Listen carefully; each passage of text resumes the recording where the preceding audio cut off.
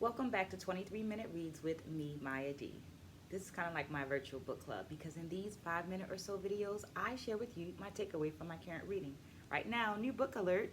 It is Public Scholarship in Dance by Lynette Overby. As a part of my 23 to 23 challenge, I'm reading 23 minutes per day, every day, as an action of self-love, as an investment into myself, and as a way of providing myself with some consistency in an ever-changing world. Hoping that you will join me along in this journey by liking this video, subscribing to the channel, and leaving some comments down there in that comment section so that there's an actual dialogue going on. Having in mind that while I have several decades of experience as a dancer, educator, performer, researcher, I'm not the know-all be-all for this book. I'm simply providing a space for dialogue. As I said, this is a new book.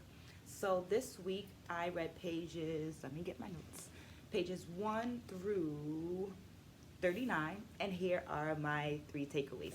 Takeaway number 1 is public scholarship. I was at the Collegium for African Diasporic Dance when Dr. Takia New Amen suggested that I read this book. Thank you. Thank you, thank you. This book, once again, is by Lynette Overby, and it begins with this wonderful explanation and definition of public scholarship. Here's my summarized version of that. Public scholarship is the application of your expertise in a way that builds reciprocal partnerships with the community. It solves a problem.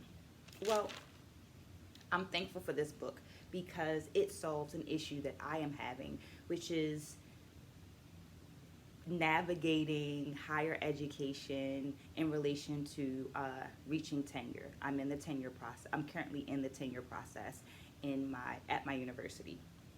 Which brings me to takeaway number 2, institutional bias.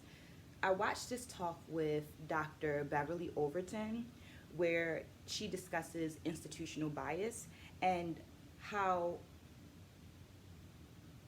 within the institution, published work is favored. Now that negatively affects people who live outside of that, like artists.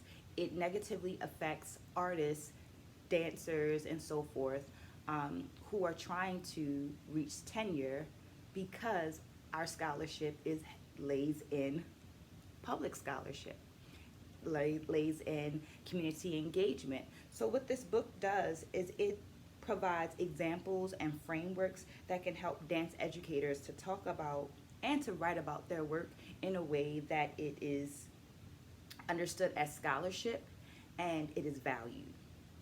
Takeaway number 3 is the 1980s. While American universities were established in the 1700s, it wasn't until around the mid-1980s that Ernest Boyer argued that community engagement, public scholarship, be a part of the university's teaching tenets. So here's a quote, here's a 1996 quote from Boyer. It reads, "The Academy must become a more vigorous partner in the search of answers to our most pressing social, civic, economic, and moral problems, and must reaffirm its historic commitment to what I call scholarship of engagement," end quote. So scholarship of engagement, also known as public scholarship, seems to be a relatively new concept when thinking about scholarship itself. So Boyer argued that when we're looking at scholarship, there's research, but there's also this other thing that is very important, and that is the public scholarship, the community engagement. And I believe that might be why it is undervalued and underestimated at times. But also stated in this book is this quote: "Today's community dance programs at many HBCUs, including Coppin State University, provide extensive course selection to their surrounding communities," end quote. Community dance programs solve the community problem of access while creating teaching and learning experiences for the university students and that of the university staff members. This is public scholarship, solving a problem in a reciprocal kind of way. And that was all 3. Thank you for staying to the end. I hope that you liked, subscribed, and commented. Spread a good word. Stay blessed, and I'll see you next week.